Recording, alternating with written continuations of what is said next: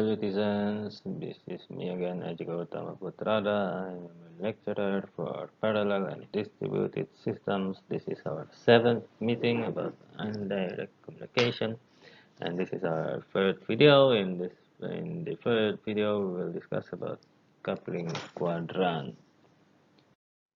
So we have discussed a lot about coupling and uncoupling, and now we have a quadrant to separate the explanation.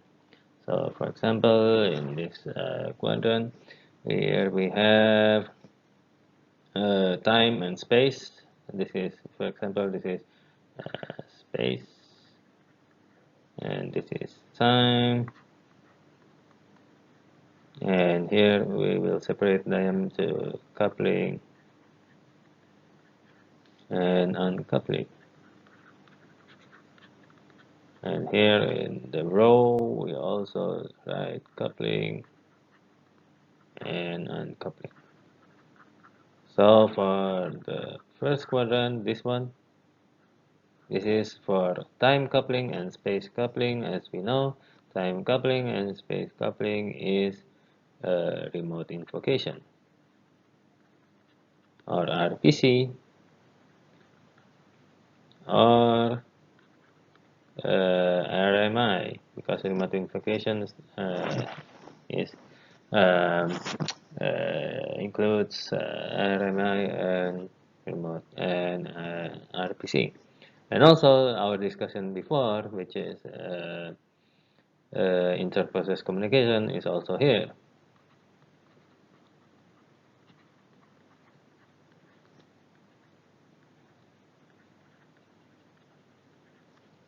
Or IPC. And we have our bottom right quadrant here, this one. And it is filled with time uncoupling and space uncoupling, and we have also discussed that this is about indirect communication with all the brokers concept.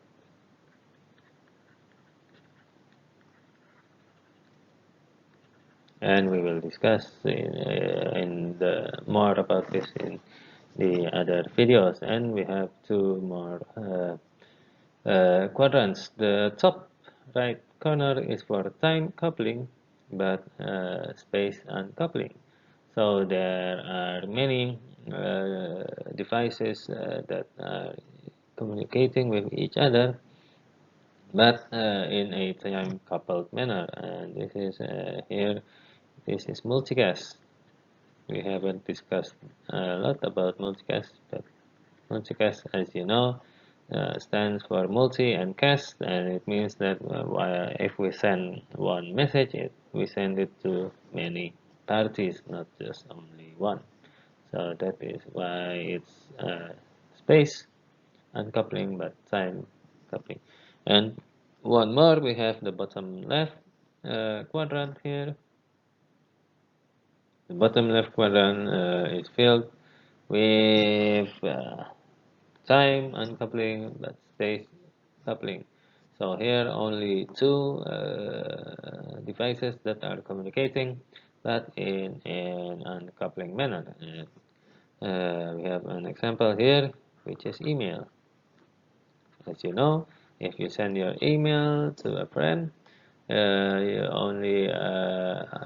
only two parties that are communicating, but your friend can reply your email in an uncoupling manner, means that it doesn't need to directly reply your email. So that is space coupling but time uncoupling.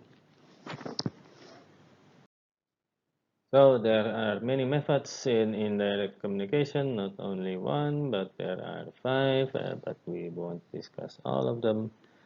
Here, the first one is group communication, the second one is publish and subscribe, and the third one is message queuing, and the fourth one is distribute with shared memory, and the last one is double space. We will probably just discuss publish and subscribe and message queue, and if there's time, we will discuss about double space.